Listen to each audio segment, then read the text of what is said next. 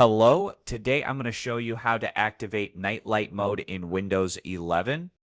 Night light reduces the amount of blue light emitted from your screen, which can help reduce eye strain, especially in the evening.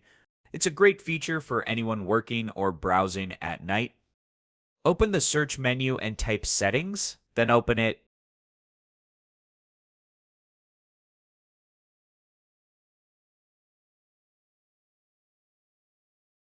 In the left menu, select System, then choose Display on the right side. Find the night light option under the Brightness and Color section. Toggle the switch to On to enable night light. Click Night Light Settings link.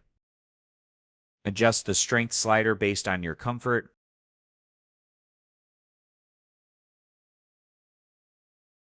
In the night light settings, turn on Schedule Night Light. Choose sunset to sunrise or set a custom time range.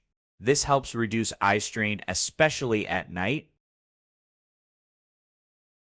That sets it. Night light is now active and protecting your eyes from blue light. Goodbye.